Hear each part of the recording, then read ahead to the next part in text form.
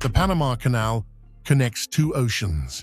But the strange thing about this global shipping superhighway is that its future may depend on something that has nothing to do with the ocean: rain.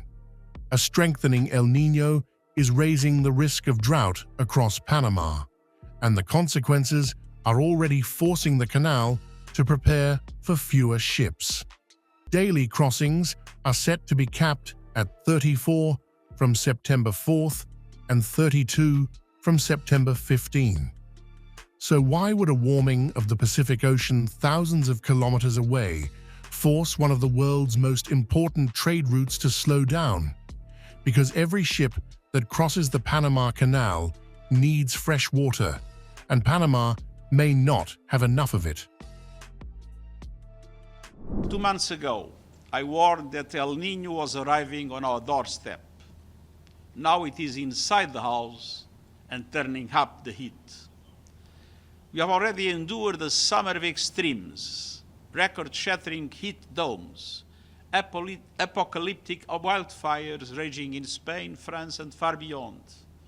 Thousands of lives lost in the scorching conditions, and global sea surface temperatures with records in June and July. But according to the latest science, this is only a warm-up act. New forecasts released today by the World Meteorological Organization provide a stark picture of the period from August through October. El Niño is strengthening, adding fuel to a planet already on fire.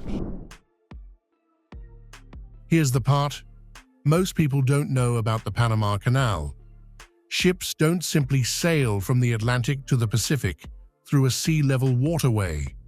The canal lifts enormous ships through a staircase of locks, carries them across the Panamanian interior, and then lowers them back down towards sea level. And those locks don't run on seawater. They run on freshwater. The canal's reservoirs collect rainfall and feed the lock system, and every time a ship passes through, enormous quantities of that fresh water are released. So when Panama gets plenty of rain, the system replenishes itself. But when drought arrives, the canal doesn't just face a weather problem. It faces a capacity problem. And now, the numbers are flashing red. Between May and August, rainfall across the Panama Canal watershed was 34% below average. But the more worrying number is what happened to the water flowing into that watershed. Inflows were down 44%. That matters because the canal has only so much water stored in its reservoirs. If those reservoirs aren't replenished quickly enough, authorities have only a few options. They can reduce the number of ships, they can restrict how deeply ships sit in the water, or they can force vessels to carry less cargo. And Panama is already preparing to pull that first lever. Today's findings show that extreme heat is not a future threat. It is here. It is becoming more dangerous, and unless we act to protect people and tackle the root causes of the crisis, it will become deadlier still. The warm-up act is over. We cannot afford to wait for the main event. But here's where the story gets much bigger than Panama. It would be easy to blame all of this on El Niño. After all, El Niño is a natural climate phenomenon that warms parts of the tropical Pacific and disrupts weather patterns around the world. But scientists say that would miss the bigger picture. El Niño is not creating today's climate crisis. It is adding another layer of heat and disruption to a planet that is already much warmer. And that distinction matters because the same combination is now showing up everywhere: extreme heat, wildfires, drought, and record ocean temperatures, increasingly putting pressure on the infrastructure that keeps economies moving. we would not be breaking records without climate change. I know I keep pointing to it, and natural variability, as you know, is pushes us a little up and down, like on El Nino or La Nina years. But the driver of the record warmth is climate change in the background, and it's a much larger contribution than El Nino, which is just a tenth to 2/10 of a degree on top of that long-term trend. And this is where a water shortage in Panama becomes a global economic story. The Panama Canal isn't just a shortcut on a map. It is one of the arteries of world trade. A ship that can't get through the canal may have to wait. A ship carrying less cargo may make each voyage more expensive. And a vessel forced to take an alternative route can spend substantially more time and fuel reaching its destination. That means a drought in Panama can eventually ripple outward into shipping costs, supply chains, and the price of goods thousands of kilometers away. And this isn't theoretical. During the last major drought, the Panama Canal was already forced to slash the number of vessels it could handle and restrict the draft of ships.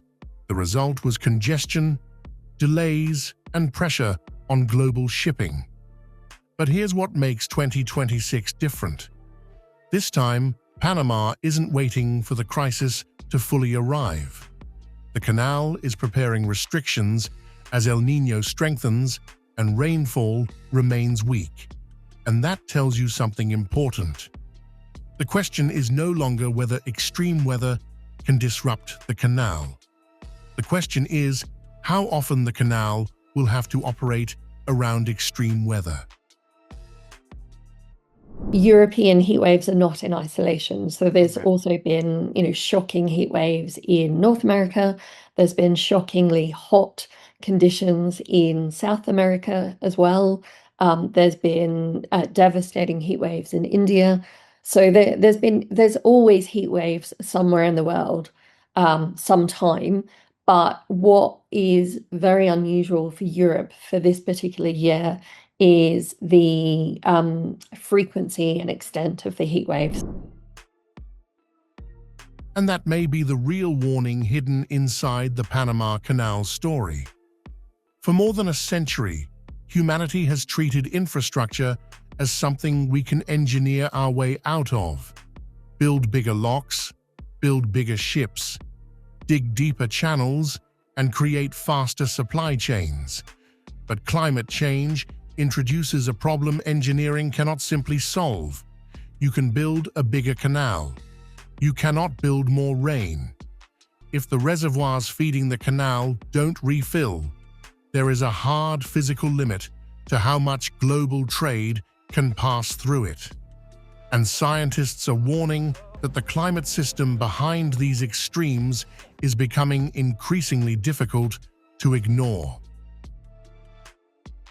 After a few years where we became a little complacent around climate change, in part because the world was on fire in different ways, the world is now on fire again with climate change in a way that's increasingly difficult to ignore. So I think we're going to start to see, climate go back on the radar of a lot of people, particularly with, 2027 set now to smash all previous records. So, has El Nino literally changed the Panama Canal forever? Not by itself, but it may have permanently changed the way we think about it. The Panama Canal was once the ultimate symbol of humanity conquering geography, a man-made shortcut capable of moving the world's biggest ships between two oceans. Now, it is becoming a symbol of something else, the limits of infrastructure in a warming world. Because the canal doesn't just depend on engineering. It doesn't just depend on ships. It doesn't even depend on the two oceans it connects. It depends on rain. And if drought becomes a recurring constraint, the next global shipping crisis may not begin with a war, a blockade, or a ship stuck in a canal. It could begin with an empty reservoir. And that is the real story of El Nino and the Panama Canal. In the future, The world's trade routes may not just compete for space on the water. They may compete for the water itself.